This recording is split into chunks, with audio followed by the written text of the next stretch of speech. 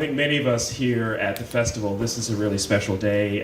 Professor Bordwell has not been able to attend the festival until this year. Of course, for many years he was busy teaching in Madison, Wisconsin. And that happens to overlap with the beginning of the school season, overlaps with the festival. So this is his first time to the festival, and like a good film scholar, he's out seeing movies most of the time, and we're lucky that he's taken this opportunity to speak with us today. Many of you, if you studied film at all, will know Professor Bordwell's texts that he has written with Kristen Thompson. Film art was one that I think most of us studied if we studied film at all. It was really a core part of the curriculum on many introductory film courses. Classical Hollywood cinema, of course, another one of his major texts. What I like about his work is the combination of rigorous analytical tools, an immense body of knowledge. I can't think of anything that David Bordwell doesn't know about movies.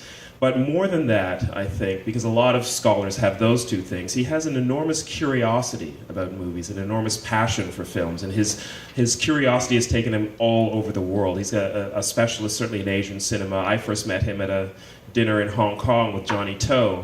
And for someone who started in classical Hollywood cinema, in terms of the films he wrote about, it's been great to see him encompass the entire range of world cinema.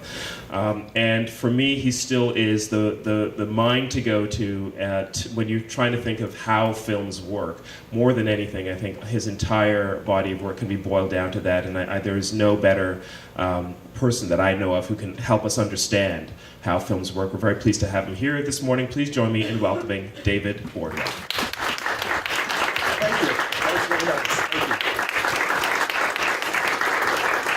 Thanks. That was really nice. Yeah, I appreciate being invited. I've never been to TIFF before, and it's sort of overwhelming to come in at this stage of its development. I've sort of watched it from a distance grow into this really tremendous thing that it is, and so it's an honor to be here, frankly, and I'm very grateful for Cameron and his colleagues inviting me. I have to do a couple things here. Let's do that. Okay, great. As Cameron said, I normally study how movies work. I study the art of the medium of cinema. That's really what I've been doing for most of my life. I'm interested in the creative choices that filmmakers make.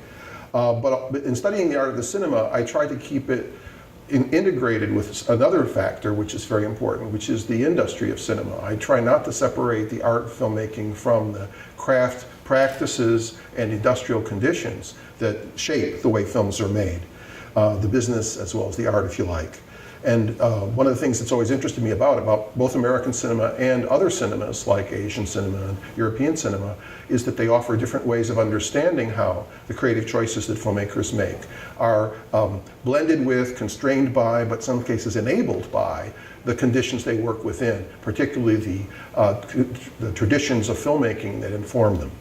So that's partly what I'm about today, but in a way, I'm venturing outside my comfort zone because one of the things I haven't studied very much is the history of exhibition. As you know, this is a specialty for a lot of scholars, both in Canada and the US. It's a growing area, and it's not something I've ever really worked on until last year when it became acute. Well, I was the last person to hear that digital exhibition was going to take over a 35mm exhibition. I live in a kind of cocoon because in Madison, Wisconsin, my office is within walking distance of 8 35mm facilities, and 2 of them use carbon arc projectors, which gives you an idea of how far removed I am from reality. So it was dawning on me that the rest of the world was changing, and so what I launched on about a year ago was an effort to try to understand it, to make sense of the last decade or so of technological change with respect to exhibition. So in a way, I should crowdsource this lecture because I think the people in this room, individually and collectively, have a lot to teach me about that process. I've studied it at a distance as a researcher. You've lived it and participated in it. Your activities have shaped what I'm going to say today. Fortunately, I have an out in that I'm trying to study it historically. My first concern is to follow R.C. Thompson, the great morphologist. Everything is the way it is because it got that way. In other words, even a contemporary state of affairs is usefully understood as the outcome of a historical process, as part of a historical process that will continue. So my concern is to look at this digital transition, chiefly in exhibition, historically. And to do that, I really have 4 stories to try to tell, 4 historical accounts. One starts about 100 years ago. It's about oligopolies and how oligopolies work in the film industry. A second story I have to tell is more recent. It's about how you innovate a new technology in the context of production, distribution, and exhibition. And there, I'll be taking some time slices from other historical periods to see what might offer some analogies to what we're living through now. My third story is really about a more recent phenomenon of the last, say, 40 or 50 years, which is recent for me, about what I call the growth of on-demand culture in connection with digital production, distribution, and exhibition. And finally, because I'm still interested in filmmakers, my last story has to do with how the integration of the digital workflow from production through distribution into exhibition and home and other reception sites affects production and our sense really of film history, a sense of really how do we rethink the history of the medium in relationship to what's just happened in the last few years. So those are my 4 stories, and I'll try to sketch out each one for you. My first story is about oligopolies. As I think most of you know, and I should probably say that a lot of times because I think a lot of this is familiar, the history of the American film industry is very largely a history of oligopolies controlling the market. An oligopoly, as you know, is a situation where the market is controlled by relatively few firms. And from the late 1910s up through the early 1930s, we have the formation of the American film industry. And I'll be talking chiefly about America. I don't know really anything about Canada, except insofar as it's part of America. And by the way, I've always been advocating that we should buy you. We should basically take another state. We could use your votes at this point. The American film industry was developed as an oligopoly right through the teens and the 20s and firmed up. The top 5 companies, which I indicate in my first tier here, really controlled a vast part of the market because they owned not only production facilities and distribution concerns, but also theaters. They were vertically integrated, as the phrase goes. The bottom 3 were major producers, but they didn't own theaters. That integration of production, distribution, exhibition for the top 5, the big 5 as they were known, yielded 3/4 of the domestic US box office. You can see that we have an oligopoly situation there. And though we think of oligopolies, the firms within them, as competing with each other, they actually often cooperate with each other, largely to keep other competitors out. So for instance, formation of trade associations is a powerful gesture that companies make in order to keep their share of the market firm. So for instance, the Motion Picture Producers and Distributors Association of America, which was founded in 1922, is a trade association. It functions as a trade association to represent the collective group of the major companies. And they chose, in the first case, Will Hayes, when they founded the organization, former Postmaster General, to be the head of the organization. And this is a tradition that has continued to this day. People in government, someone like Dan Glickman, who worked in the Clinton administration, or currently Chris Dodd, who's obviously a major legislator, are often tapped for this job because of their liaison with political power in Washington. One of the most interesting areas of cooperation among the major companies is the Academy of Motion Picture Arts and Sciences. And this is something that most people, I think, don't think enough about. It was funded partly to control the labor situation, but also to provide, as we know, a positive image for Hollywood. The giving of the awards is considered a major kind of promotional effort to convince people that Hollywood movies is a good thing. But also, they coordinate activities among the studios, various kinds of activities that bring people across studio lines to pool information. And that's going to be important in my account to come. So by the end of the 20s, we have a well-fortified oligopoly. And as far as I know, there's no real comparison or equivalent anywhere else in the world. As an oligopoly, one of the things the studios are able to coordinate through those institutions I mentioned is technological innovation. The first big test, I think, of that cooperation was the coming of sound. Chiefly through the Academy, the studios work to coordinate the integration of sound. And this becomes a model, I think, for how technology is going to be managed by the studios in decades to come. So for instance, you have one sound supplier, a firm, Western Electric, very big firm. They're one of the players that the studios have to sort of operate with in order to come up with a standard. Because the issue, of course, is all the studios need a standard, a common standard, so that Warner Brothers theaters can play Paramount's movies, sound movies. We couldn't have all these different systems floating around out there. So that kind of cooperation was necessary with supply firms like Western Electric, Eastman Kodak, various kinds of manufacturers, lighting firms, and so on. So there had to be a very large-scale effort, at least for Hollywood, to coordinate all the major players. That also includes the crafts people, the American Society of Cinematographers, which is kind of a professional association of cinematographers. It's founded in the 1910s also. And that's another way that another set of players that have to be worked with when sound is brought in, as well as the guilds and the unions. And there's another group that isn't on our minds very much in some cases, but the Society of Motion Picture Engineers, as it was called at the time, which was essentially a branch of the Standards Association. People who worked, engineers chiefly, who worked in motion picture manufacturing and production were being called upon to their opinions about what were the best sound systems that would set an official standard. Simply has SMPE set standards for the size of the frame, the fact that 35 millimeter was the norm, and so on. Those kinds of things had to be coordinated as well. And of course, many of the supply firms and some of the major studios had members in SIM. So the representatives of all those groups, when sound is coming in at the end of the 1920s, would meet, they'd pool information, they held talks, workshops, conferences, to try to find the best technology and best practices for making talking pictures. The result was the Academy coordinated all those tests of sound systems through workshops, lectures, and so forth. And interestingly enough, it wasn't just the technology that they standardized, but it was the division of labor. We tend to forget that, but actually, when you add a new system on to the existing system, like now we take movies, silent movies, pictures. Okay, how do we add sound to that?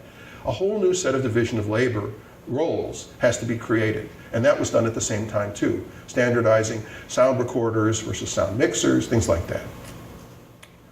One of the examples I like to go to is what were called the Mazda tests. One of the things that happened when sound came in was that it became more difficult to use arc lighting because the arcs were noisy and the microphones picked up the sound of the arcs sizzling away.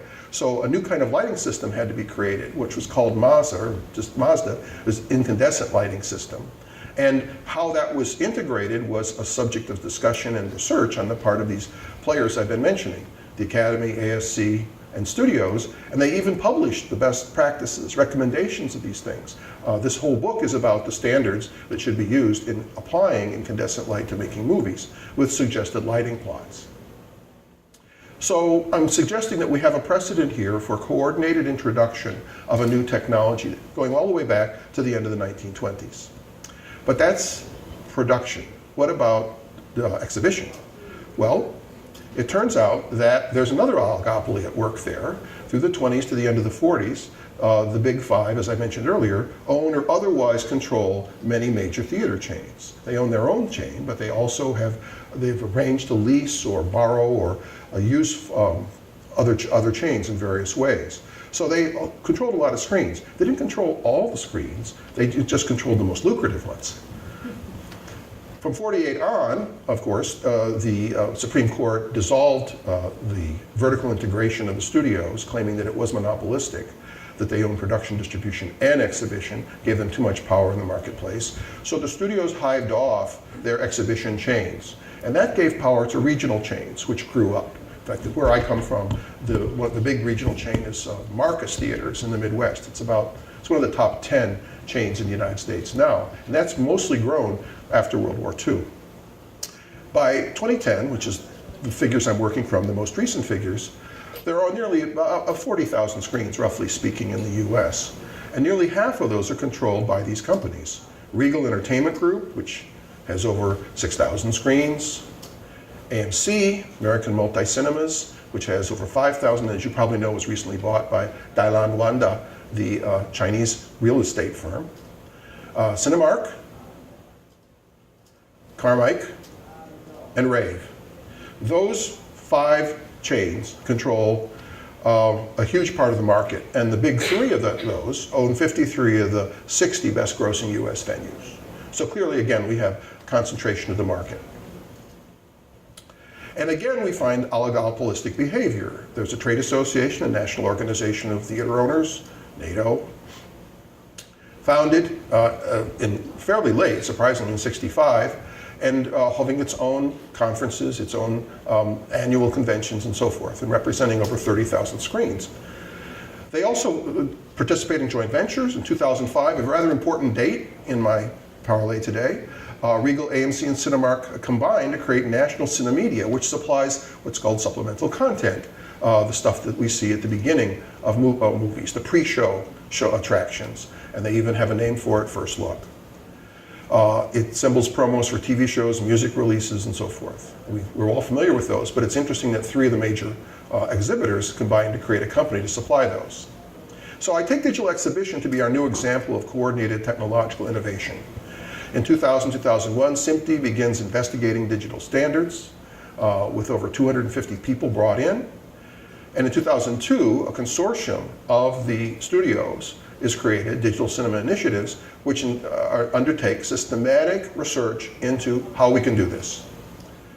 It's the six majors, the big six now that we have, along with representatives of all the players you would expect from the 20s on.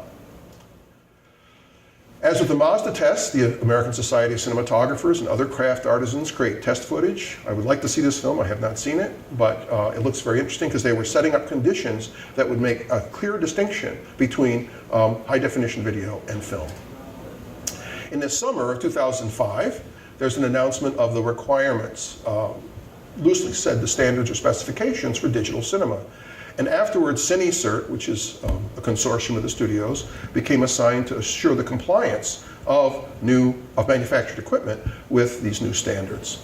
This is what digital cinema was to be. On the exhibition side, NATO and the big chains cooperated with the emergence of the DCI. In 2001, NATO's president, Mark Fithian, encouraged the research.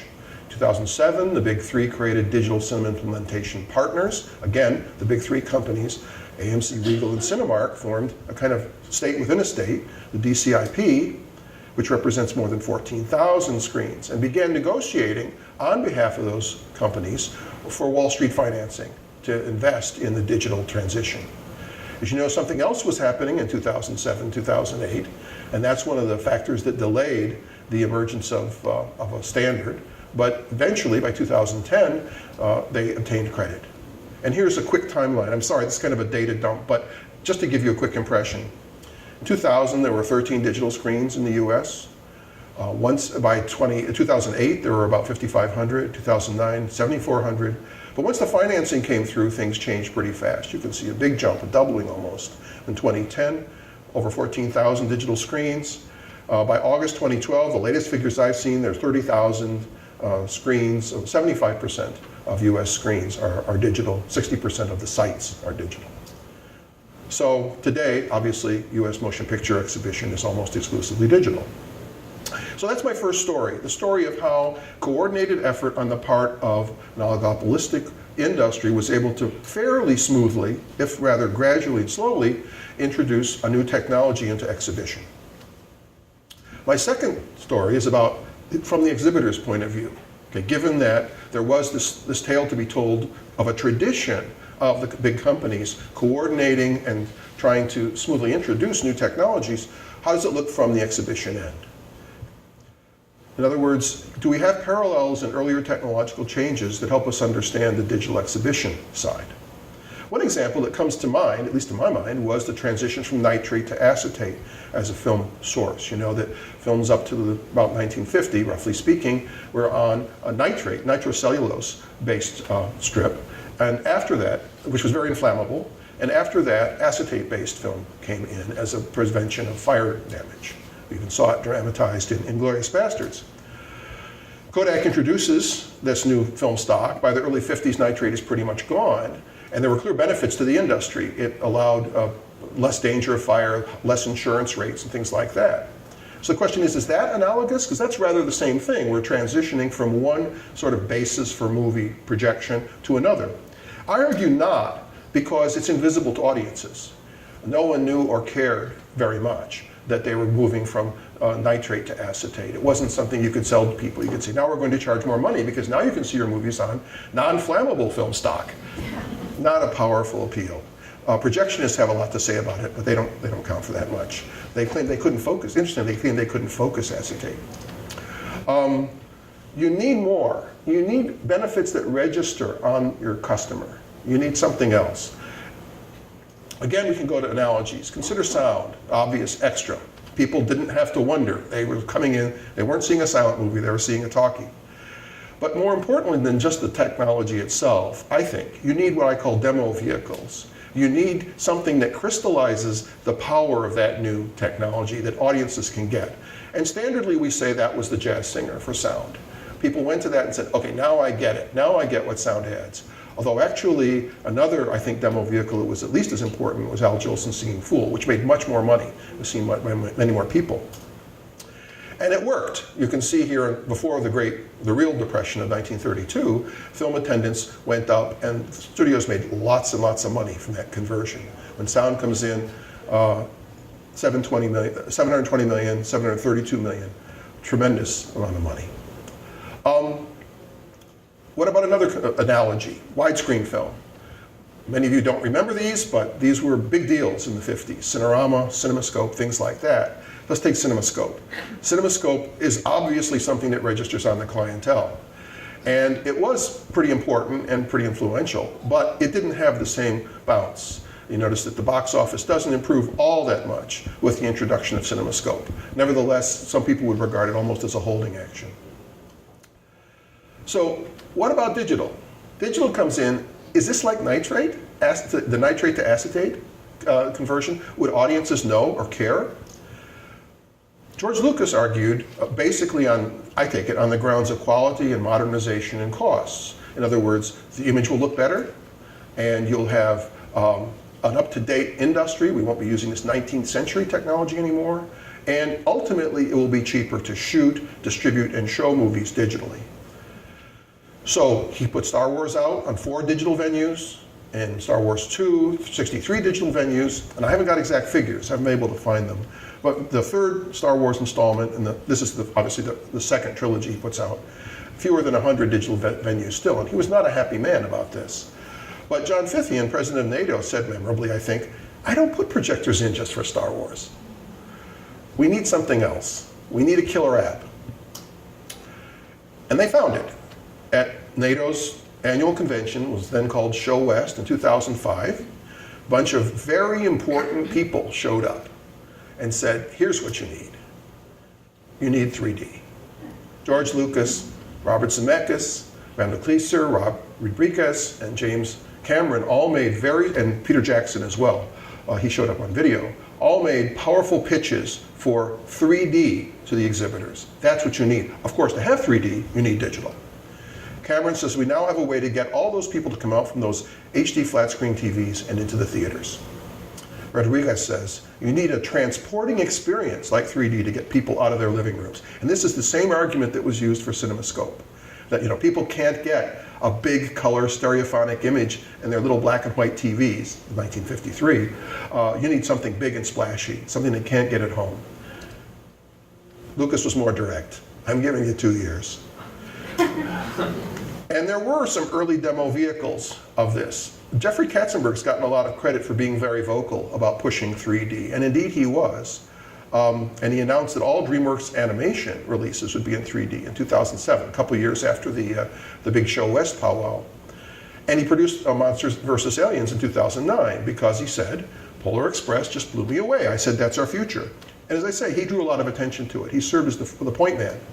But I would argue that if you actually look back more quietly, Disney was laying the ground.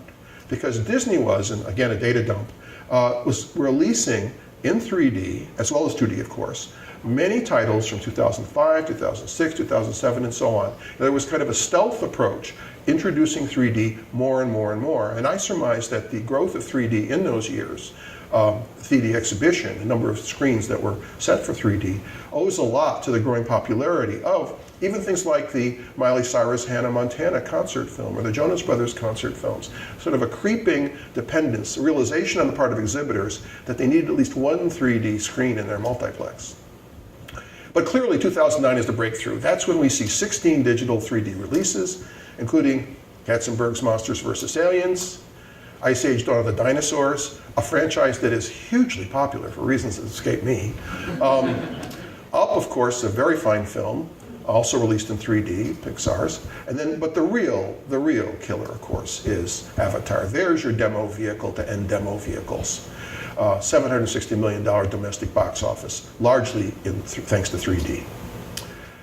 So now there's a trade-off facing exhibitors and distributors. The distributor saves on making and shipping prints, protects the films from piracy through the heavy encryption that the DCI has baked into, as they say nowadays, into the specifications, and gains greater surveillance over the theatrical venue so that you have network operation centers that can monitor what's playing on what screen.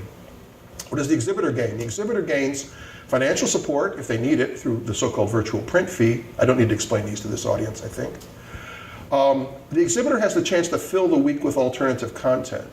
Digital allows a much easier transport of things like concerts and plays and rock concerts and stand-up comedy and all those kinds of things that can brighten up Monday through Thursday, and can trim or cut the labor force, as the case is discussed in a recent story in the paper here in Canada. Dave Callahan, a projectionist at, I think it's called the Review Cinema, who talks about the transition pretty eloquently, being replaced by Jimmy, a figure that we see in a Walt Disney animated thing you can see online, where it's instructing basically teenage labor for how to make changeovers and use digital cinema.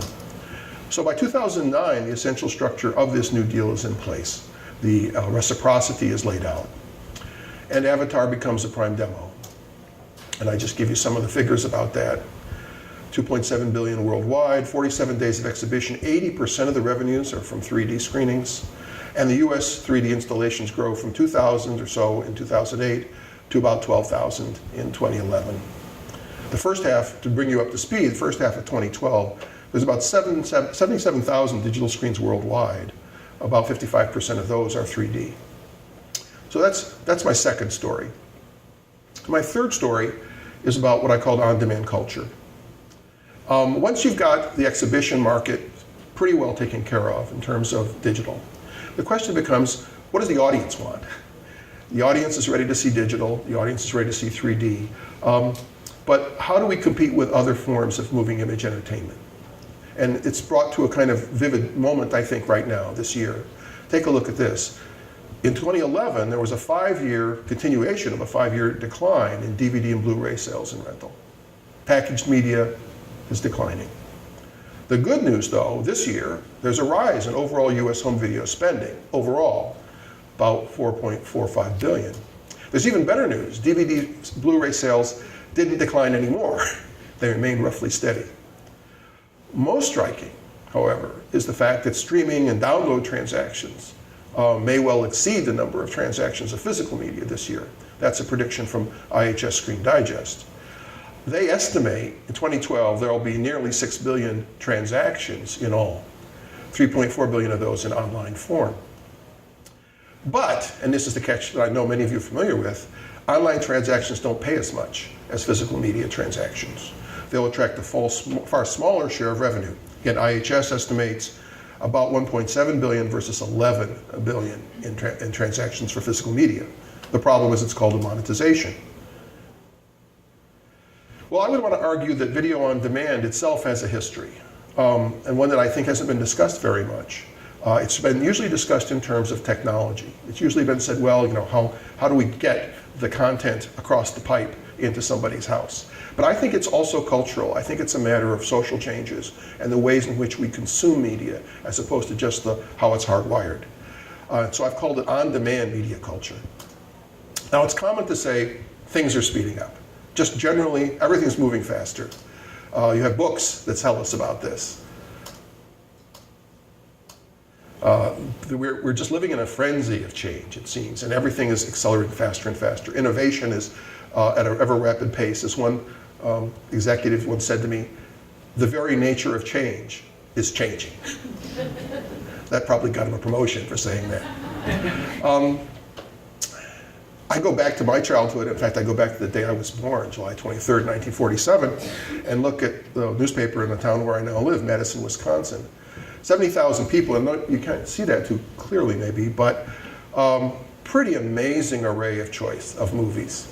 Recent releases, but also reissues and sort of third, fourth run kinds of things. A lot of movies were just floating around out there to be seen. I would argue that for about 60 years, the film industry was a service industry. It wasn't selling things, it was selling experiences, like a travel agent. And that industry, that service component, was based on what's now called appointment viewing. That is, show up here and now and you see this. And that was certainly the case in the classic studio system, where we had runs, that is first run, second run, and so on, zones, that is certain areas of town, and clearances, not what you call clearances now, I think, in the industry. Clearances simply meant the intervals between different runs. That would distinguish those who couldn't wait from those who could. There's always a group of people, we saw this last night with The Master, there's always a group of people who want to see it now, right away, as soon as possible, and they'll pay to do it. That group of people is catered to by the first run cinema. Then, of course, there are people who, for budgetary or personal reasons, want to wait. They see it later in its first run or its second run at a lower price and so on. The famous window system that we have now is based on the one hand, price discrimination. You charge less as you go down the chain, but also people's desires. Some people want to see it right away. Some can wait. You know the common line you hear when you see a trailer in a movie theater, someone behind you says, "I'll catch it on DVD." It's a rental, not a theatrical show. One of the things that strikes me about this classic studio period, though, is that there were frequent program changes. Usually double features changed twice weekly. It's a remarkable churn there. But that meant also that the films were rolled out slowly nationally. A film might play months in New York before it even hit another city. Which means that there's infrequent and unpredictable viewing. The reissues and revivals, you couldn't count on seeing, say, His Girl Friday in 1945. It might show up, but it might not. So you better probably see it in 1940 in the first run. TV, in a way, changed that somewhat, but not drastically, it seems to me. Feature films, as you know, were sold to TV in the 50s as part of the aftermarket. It added another window, in effect, TV, rerunning studio libraries, or became a venue for recent productions at an interval after theatrical release. And TV Guide, in a way, exemplifies what I'm calling the appointment viewing, because now we have a way to look up exactly when everything is available to us, very much like the listings of first-run movies in local newspapers. So the service component was expanded. Now you can see movies in more ways than just going to a movie house, but at the same time, it's when we decide that you can see them. What I see as an important turning point in all this is maximizing access even more than using television, and that is through various forms of exhibition. So, for instance, in the 70s, we see the decline of the so-called roadshow film, the film like The Sound of Music that would play months, even years in a single theater at hard ticket prices, very few times a day, sort of an ultimate appointment viewing. You restructure your life to go see The Sound of Music, and of course, many millions of people did.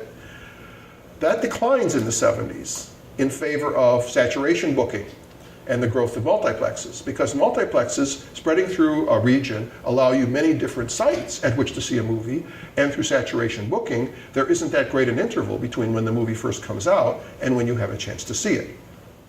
At the same period, 70s and early 80s, we get cable and satellite television, which massively expands the service dimension. And also, if you remember the early days of cable, when they didn't have very big libraries, the same movies would be run again and again and again, so you almost had a chance to see them many times. And of course, home videotape, which makes, and for me this is a tremendously important change, it makes film a packaged medium. Film is no longer a service industry only, it's also producing a physical object, a commodity. It also changes the nature of the way people consume films, obviously, because it introduces time shifting. You can rent the tape and watch it whenever you want. You can buy it and watch it whenever you want. And you can record off-air, and that's the source of the term time shifting, and rewatch whenever you want. So a huge change takes place once you have this possibility of a purely physical medium to manipulate. The consumer has it in his or her hands. That means that you have on-demand consumption in a way. So with video, you get retail. You can buy videos. In 81, 3.9 million are sold. By 86, the revenues from retail surpassed theatrical box office. You don't want to buy? Okay, you can rent. Again, because it's a physical object, you can take it home with you for a little while. 1985, 1.1 billion are rented. By 88, again, the rental revenues surpassed theatrical box office. And if you're up to it, you can copy. 1.4 million blanks sold in 81, but by 96, there are 300 million blank tapes sold yearly. So in other words, the medium has transferred into a physical object that can be manipulated by consumers in a variety of ways, and thus consumed in a variety of ways. This is a powerful alternative to appointment viewing, obviously. And in fact, the arrival of videotape, beta than VHS, became the prototype for consumption for later platforms, for Laserdisc, briefly, and now currently DVD and Blu-ray. This is just how it's managed. Well, the industry's feeling happy at this point, it seems to me. 1990s to 2000s, you get the best of both worlds. We still provide a service. We give you megaplexes, many, many movies to choose from, many sites. You can see the same movie in all 4 corners of your town. And there are more and more screens available at those sites. So 95, the average number of screens, 3.6. By 2011, almost doubled, 6.6. We also have the DVD sales in rental stores blossoming. 2000, almost $500 million in sales. By 2004, the peak, $25 billion in sales. And finally, and more recently, starting to explore the possibility of altering the windows, or what used to be called run zones and clearances, shrinking those, DVD window from 6 months to 4 months to now about 3 months, and the new options I'll talk about in a moment, premium VOD, for instance, 2 months. So the industry seems to have it all. On the one hand, you can come to see movies in theaters, and there are more ways to see them in theaters than before, or you can wait and see them in other ways, and we've monetized that too. And in fact, by then, the bulk of studio revenues, in fact today, still come from cable and home video. So now the consumer's in great shape. Unprecedented range of choice and quality. And things even get better. Because, as I say, I think 2005 is an important time. YouTube gets launched in 2005. This is the first YouTube video. It's a guy standing at a zoo talking about the elephant behind him. Another important piece of technology, the video iPod, where you get mobile video consumption. And the Xbox 360 is introduced in that same year. Quite a year. With the internet, it becomes a multimedia player. So the bigger bandwidths that are emerging at this time, and which expanded quite a bit more shortly, make long-form video streaming and downloading feasible. So by 2006, Google, Amazon, Netflix, Mongo are all launching online video services. Streaming, rental, and download. The problem is how to monetize. This simply reinforces this on-demand culture that I've been talking about. With the rise of cable and home video, the public has been trained to expect immediate gratification. No more waiting. The sense of a first-run movie that would come to your town 3 months after it played in New York, no longer there. For the mass market, the lesson of this, I think, is that convenience trumps quality. Yes, maybe VHS was not as good as seeing it on the big screen, but it's a lot easier when you got kids and you got a job and all this. Quicker to run out on Friday night and rent a couple tapes. But ultimately, the net is the natural home of that on-demand consumption. So once the net develops, suddenly that can take over the role of providing the immediate service. And The Economist, again in that fateful year 2005, ran a cover story called Power at Last. And the consumer is now king, thanks to the mouse. And today, of course, as you know, there's a system at work from the studios called Ultraviolet, which, along with Amazon Instant, Netflix, and others, are offering ways in which you can kind of have your cake and eat it too. You can buy a disc, but at the same time, by buying the disc, you get access to the movie online. You can store it in an online locker. You can access it from any mobile device, your laptop or your handheld set, whatever you like. So you kind of get both. You buy the hardware, and then you buy the software, but you access it in multiple ways. Culturally, it produces some other interesting features, and I'll just mention this. I think if you're a filmmaker, the growth of VHS and then DVD and then online creates a lot of possibilities. So for instance, you can have films that are layered, designed to be rewatched. Films like Memento and Magnolia, very complicated storytelling with time shifts and point of view shifts that might be hard to pick up on a single pass. People will accept those because they can study them at home.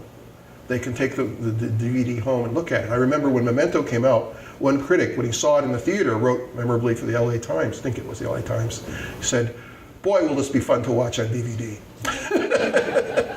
That would enhance the experience because you could play with all the different ways of rearranging the scenes. There's also what I call pop curatorship. People start to say, okay, now I can own these things. I want to own them all. This was pulled from the net, a young person's complete collection of all the Hanna-Barbera animation on VHS. That's a niche market, I would say. But you can do it. You can become, just as you could collect albums, you can collect books that you love, you can collect the movies that you love. And now, of course, the TV shows as well. And of course, if you're interested in playing around with this stuff, because these things are accessible on tape first, then on DVD, or then downloading, you can create what I call scavenging and parody. So you can create your own mashups, you can have trailers, you can have all these kinds of things that play off existing content. You can build something new out of what's already existed. The line I like is someone saying, we are all nerds now. Everybody's a collector, everybody's a curator, an archivist. So VOD now, looking at it today, is both a blessing and a curse. It's a blessing because, of course, it can penetrate the specialty market to a greater degree than film can in many cases. Particularly if you're, say, an art house distributor, you can get to places that don't have art house cinemas or repertory cinemas. Margin call has become the latest test case, as you probably know. It did about 5.3 million on theatrical, and we usually don't get figures about how films do on VOD. But apparently, according to some evidence, it did just as well almost on VOD as it did theatrically. The current test is Bachelorette. A month before its theatrical debut, its first weekend on VOD gave it $500,000, which is about what Moonrise Kingdom earned theatrically in its first weekend, as I understand it. But of course, the problem is that VOD could cannibalize the theatrical run. Theatrical run is still tied to appointment viewing, of course, whereas VOD is completely at your own will. So, if you're an exhibitor, and now you've made the switch over to digital, how do you respond to this new kind of cultural formation, this on-demand culture? Well, I think there are several ways. One, you can use the digitization of cinema to give you easier access to those niche markets, to cult or classic films. So you can run Metropolis on DCP, or you can run a classic series of films that's now touring, at least in my country. There's a whole series of groups of programs of classic films being run, restorations for DCP, The Searchers, Casablanca, The Exorcist, and so on. You also get, as I mentioned before, through digital transmission, alternative content for lesser hours. So you can run National Theatre of London, you can run opera, and in fact, again, the exhibitors have gotten into the act by creating their own system for this, Fathom, which is contracted to give out transmissions of cultural programming of that sort, alternative content.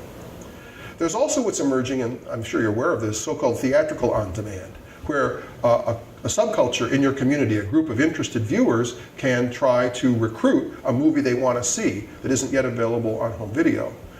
So, for instance, Tug and other enterprises are suggesting ways in which you can actually ask a local theater owner to show one night, to give one night over to a movie that a significant number of people want to see. They have to sign up in advance, commit to it. It's essentially a subscription service, I think. And then once they're committed, the exhibitor can give that screen that night to that audience. And you even get what's been called heckle vision and participatory viewing, where digitization allows you not only to show the movie in digital form, typically I guess on Blu-ray, but also you can wire your audience's handsets, their cell phones, into it so they can make their comments on the movie as it goes along, and it will show up on screen. So it's again a part of this move towards participatory viewing, making the viewing an experience different from just going in and simply watching a film. You actually bring the audience into the action. So digitization permits some of the benefits of on-demand compulsion for exhibition as well. So that's my third story. It's a story with a shorter time span, really, from the 70s to the present, but it's about this idea of creating an expectation among audiences that they shouldn't have to wait. I have one more story to tell, and it's the one that I gave the title of the talk to. And this is maybe more academic, but I think you might find it interesting. I called it back to the drawing board because one of the worries about digital capture at the production end is that we lose reality in some sense. Cinema, people have thought for about 100 years or so, is basically a photographic medium. You put your camera down, you run the film through, the light rays, that sheaf of light rays that bounces off the object is collected by a lens, and that lens deposits the image on a strip of film. Photography, essentially. Moving image photography, but photography. And that gives it a certain aesthetic that other art forms don't have. For instance, painting.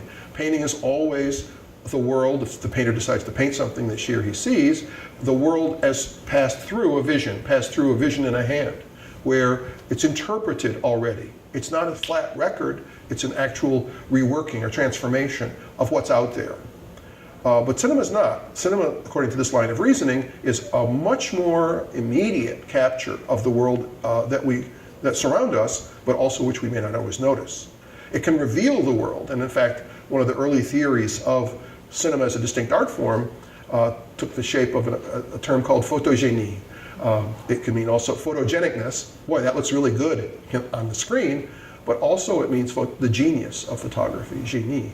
So the idea is that photography has this ability to capture and then reveal the world to us that other art forms don't have. And cinema, being a species of photography, does it in time. To give you a quick example of the argument you might make, a wonderful film from Ho Xiaoshen, Summer at Grandpa's. Situation is this: a little girl is just wandering the countryside. Two kids are spending their summer with their grandfather because their mother is sick back in the city. And she's wandering around. She has a little plastic fan run on batteries. So she carries this cute little fan with her to cool herself off, walks around doing this. So at one point in her wandering around, she stumbles and falls on a railroad track.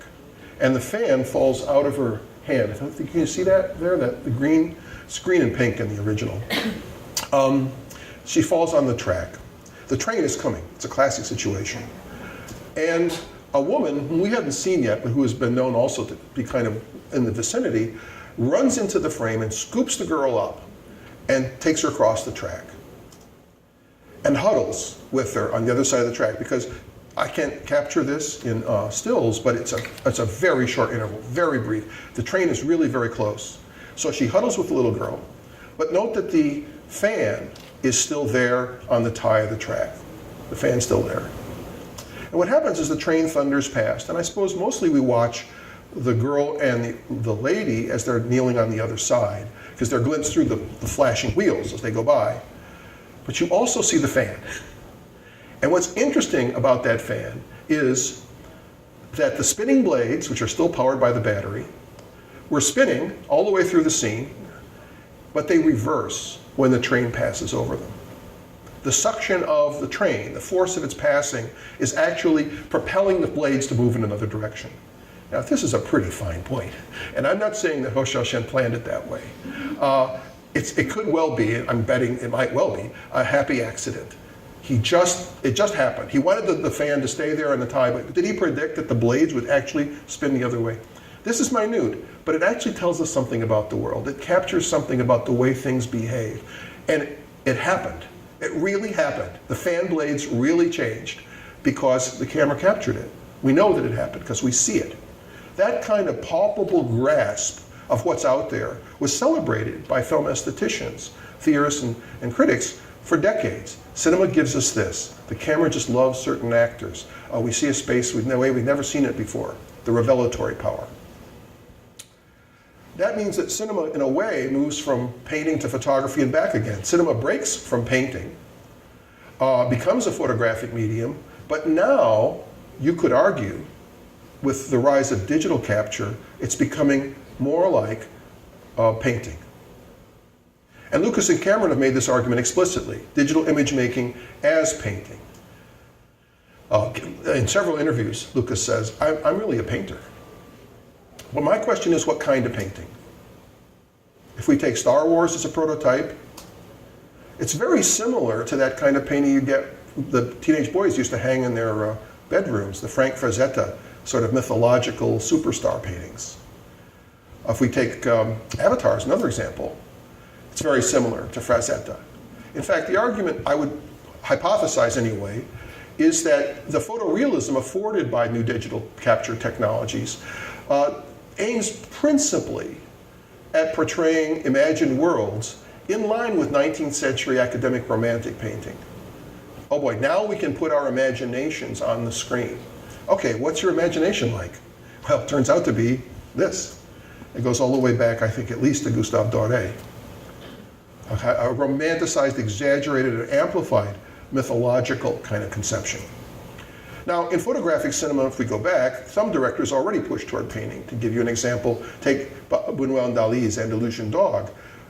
They brought a kind of a precision of surrealist painting. It looks photorealistic, surrealist painting, but of course it's completely unreal. And they brought that to cinema. So we see the ants crawl out of a man's hand as they might in a painting. And it gets an extra kick because we're actually seeing it. It really seems to be real. Or to take an example that people have cited recently, Tony Scott, who recently died, he tried, in ways that people will be debating for a long time, to create a kind of painterly cinema, thickening the visual texture, trying to make cinema less directly capturing the object and more about a visual display of color and movement. So for instance, a series of very short shots of Denzel Washington and Man on Fire really could be frames of paintings lined up on a wall.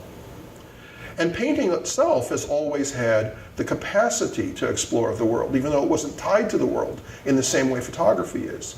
E.H. Gombrich, the great art historian, talked about visual discovery through art. If we look at a painting, like Rembrandt's Aristotle contemplating the bust of Homer, and go up close, we see what paint can do.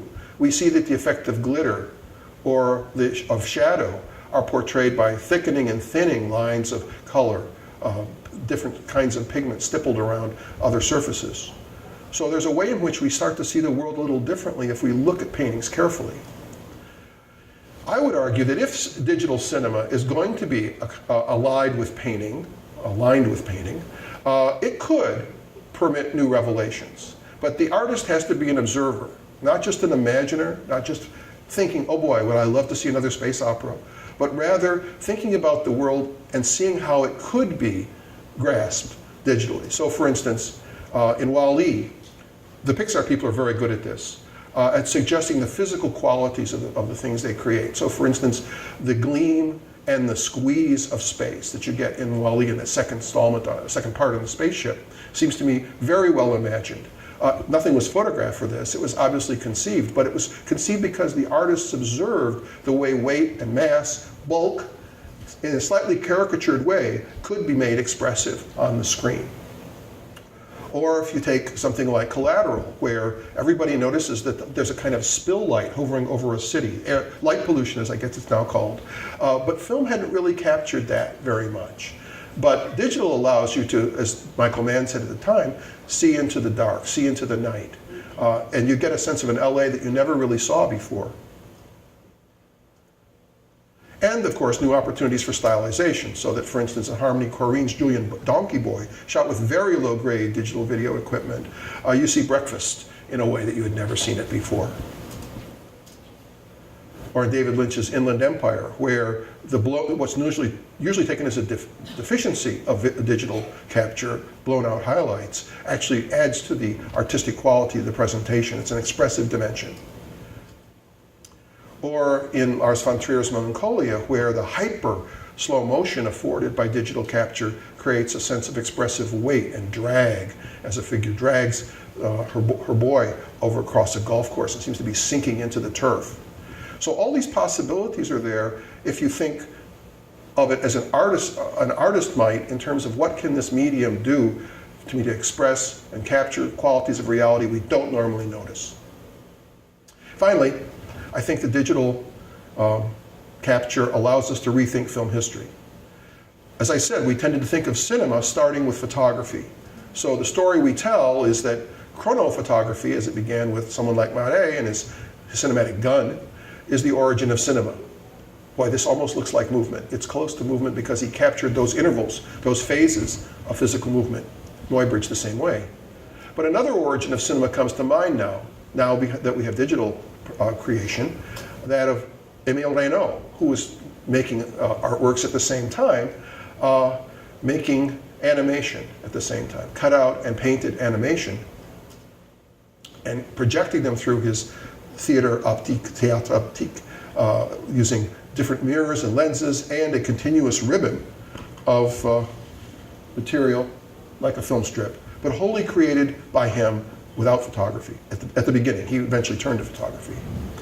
So now I think with digital capture, we have to redefine cinema. We have to think of it as an inscription of movement in images by any means necessary, not just photographic. We can have photographic, but we can also do what a distinguished Canadian filmmaker did, Norman McLaren, and paint directly on film, or we can do it another way. That the arrival of digital media generally, and the completion of the digital workflow into exhibition means that we have to rethink what cinema is from the very beginning, from the moment that light is captured by a lens. Thank you for your attention. I appreciate it very much.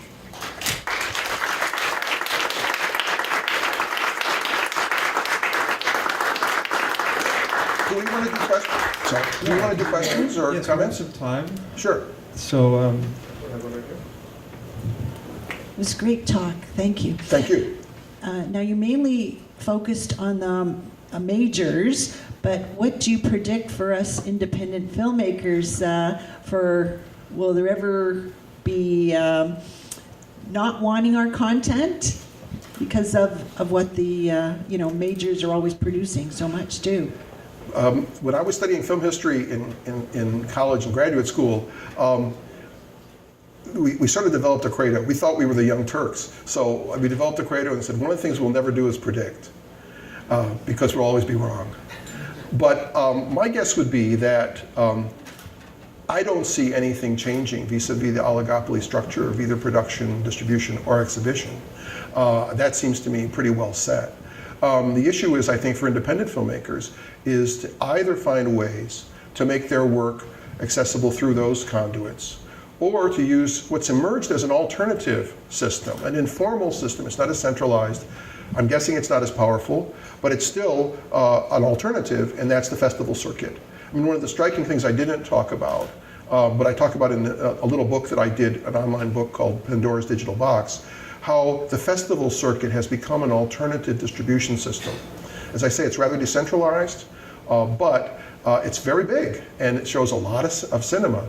And it seems that almost the festival market is the alternative to this. I mean, not just the art house market, which of course exists, but the art house market is largely, at least driven by the majors still, in terms of the boutiques, or what they call the dependents, so that there's a way in which, if you don't have a Little Miss Sunshine or a Tinker Tailor Soldier Spy, or driving your screenings in an art house theater, you're kind of in trouble. You need to be able to show the other things you might want to show. So, but the festival circuit has become a very important alternative circuit for alternative cinema and independent cinema. The problem is, as usual, is how do you make money off that? How do you pay yourself back? And I don't have a good answer for that. Since I don't work in that vein. But I do think that one of the things I try to talk about in that book is the way in which the festival circuit has been adjusting and needs to adjust to the digital situation. It's exacerbated on the festival circuit because filmmakers work in a whole variety of formats. They're not beneficiaries of that DCI standardization. So in a way, that will probably take some time to sort out. Merge 2 or 3 independent formats, and maybe even DCP, homemade DCPs that will standardize that part of it. But in terms of the access to audiences, I think right now, for me, the best hope is festivals and the variety programming that's done in art houses. I don't see another option. Maybe video on demand. I mean, certainly they're trying that, but the problem then becomes you have so much stuff out there. who decides what you see. I mean, one of the great things about the industrial system, the Hollywood system, is it's a filtration system. It says, okay, your job this week is to see one of these 3 new movies. That's all. That's your choice. It sets it up on a certain space that says, here's your choice. But if you're clicking through, your Roku box or on Netflix, how do you decide?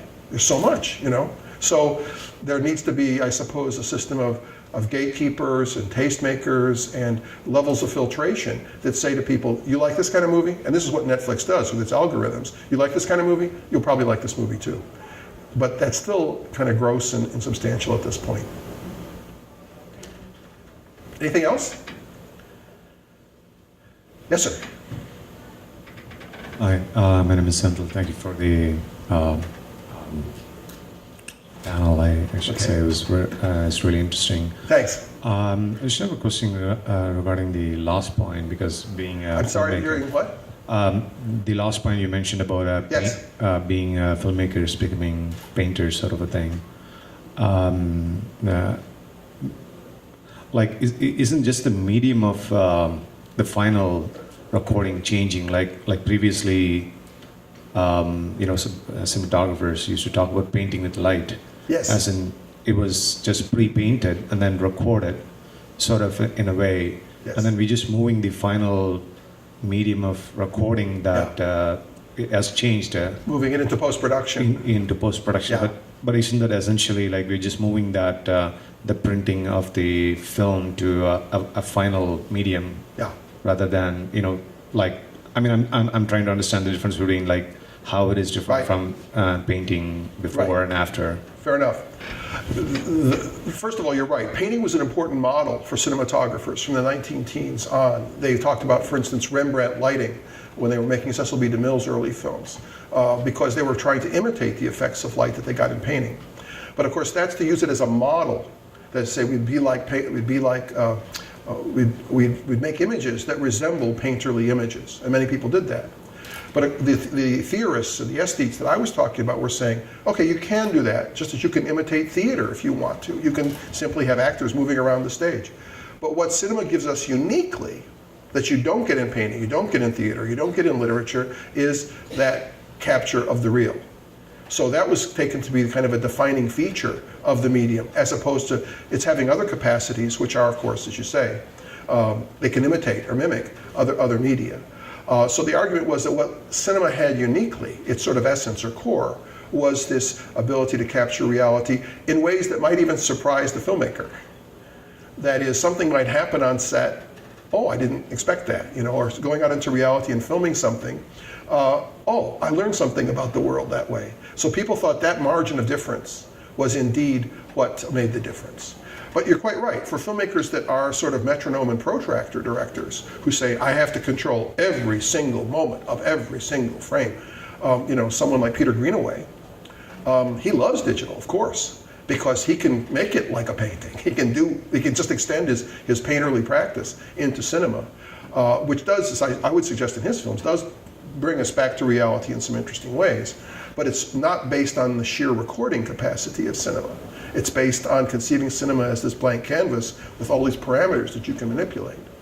The other thing you say, I think, is correct. Also, that post-production, the distinction between post-production and production becomes very thin now, because you have the colorist maybe on the set with you, figuring out how it's going to be transferred, to a DI or even just straight to a file. I mean, all these, what used to be post-production decisions are made during production, and in fact, in a way, the production decision doesn't even exist anymore. It's already projected into how it's going to be finalized. So you're quite right. But that to me is just another example of that painterly move, that what you're doing is essentially making decisions about color, palette, contours, all those things. You're making those decisions, as a painter would. Yeah. But I think that in classic cinema, studio cinema, there was always a balance. If you think about the classic Hollywood movies, of course they're completely designed to the max in many, many respects. Everything is planned. But in another respect, they tried to leave it open to accidents of performance. That is, how Carole Lombard reads a line, or how someone looks at a certain moment, or the way the light hits them in a way they hadn't foreseen. Actually, cinema got something. Plus, there's that idea that they had then of people being naturally suited for cinema. You know, the idea the camera just loves them. They may not be good actors. I think Keanu Reeves is one of the classic examples. They may not be good actors, but when they're on the screen, you can't take your eyes off them. Bruce Lee was a perfect example. His line readings maybe suffered a little bit, but when he's on screen, you can't stop watching him. There's a magic there, and part of that is just the photographic dimension, people thought at the time. And now what I'm saying is how someone like Pixar tries to restore that magic, I think, with total control. But those are good points you raised.